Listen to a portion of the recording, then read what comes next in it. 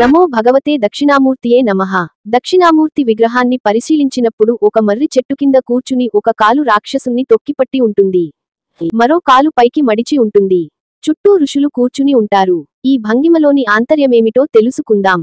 బ్రహ్మ యొక్క నలుగురు కుమారులైన సనక, సనందన, సనాతన, సనత్కుమారులు బ్రహ్మ జ్ఞానం కోసం అనేక రకాలుగా తపస్సు నాచరించారు. అయినా వారికి అంతుపట్టలేదు.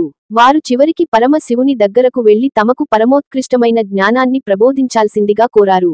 అప్పుడు శివుడు ఒక మర్రి చెట్టు కింద కూర్చున్నాడు. ఆయన చుట్టూ నలుగురు ఋషులు కూర్చున్నారు. శివుడు ఒక్క మాట కూడా మాట్లాడకుండా ఆ యోగ భంగిమలోనే కూర్చున్నాడు. ఋషులందరికీ అనుమానాలన్నీ వాటంతట అవే తొలగిపోయి జ్ఞానోదయమైంది.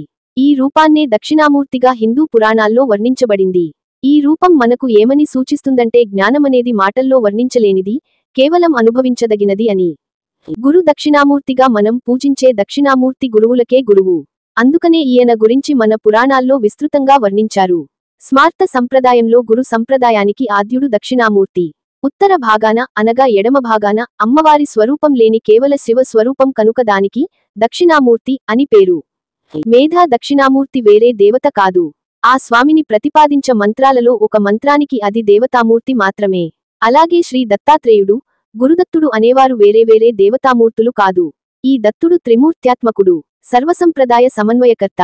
ఇక దక్షిణామూర్తి, దత్తాత్రేయుడు వీరిద్దరూ ఒకరేనా అంటే తత్వ దృష్టిలో ఖాయంగా ఒకరే.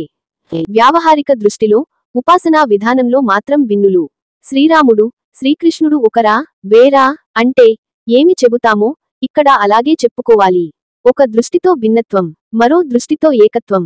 శివుని గురు స్వరూపాన్ని దక్షిణామూర్తిగా ఉపాసించడం సంప్రదాయం.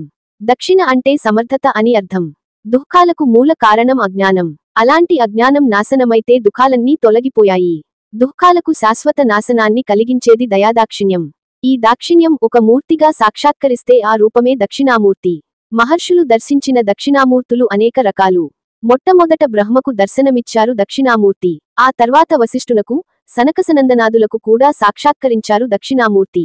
దక్షిణామూర్తిని ఉపాసించేవారికి బుద్ధి వికసిస్తుంది. అందుకే దక్షిణామూర్తిని పూజించమని విద్యార్థులకు ప్రత్యేకంగా చెప్తారు. విష్ణు, బ్రహ్మ, సూర్య, స్కంద, ఇంద్ర తదితరులు దక్షిణామూర్తిని ఉపాసించి గురుత్వాన్ని పొందారు. మంత్రశాస్త్రం అనేక దక్షిణామూర్తులను ప్రస్తావించింది.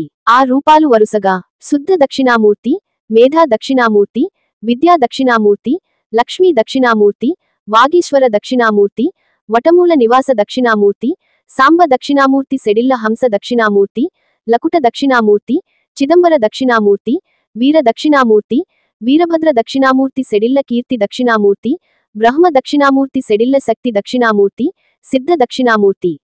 ప్రధానమైన ఈ 16 మూర్తులలో వటమూల నివాస దక్షిణామూర్తినే వీణా దక్షిణామూర్తిగా శాస్త్రం చెబుతోంది. భస్మాన్ని అలముకున్న తెల్లనివాడు, చంద్రకళాధరుడు, జ్ఞానముద్ర, అక్షమాల, వీణ, పుస్తకాలను ధరించి యోగముద్రుడై స్థిరుడైనవాడు, సర్పాలను దాల్చిన కృత్తివాసుడు పరమేశ్వరుడైన దక్షిణామూర్తి. తెలివిని, విద్యను, మంచి బుద్ధిని ప్రసాదిస్తాడు. పైన వివరించిన దక్షిణామూర్తులలో మేధా దక్షిణామూర్తి విద్యార్థులకు చదువును ప్రసాదించగలడు. సరస్వతీదేవి తర్వాత విద్యాబుద్ధుల కోసం హిందువులు కొలిచే దైవం మేధా దక్షిణామూర్తి. మేధా దక్షిణామూర్తి చలవతో పిల్లలు చక్కటి విద్యావంతులై జీవితంలో సుఖసంతోషాలను సొంతం చేసుకుంటారు. చిన్న పిల్లలకు చదువు దగ్గర నుండి, సంపద, ధనము దగ్గర నుండి, పెద్దలకు మోక్షము వరకు దక్షిణామూర్తి ఇవ్వలేని సంపద, విద్య లేనేలేదు.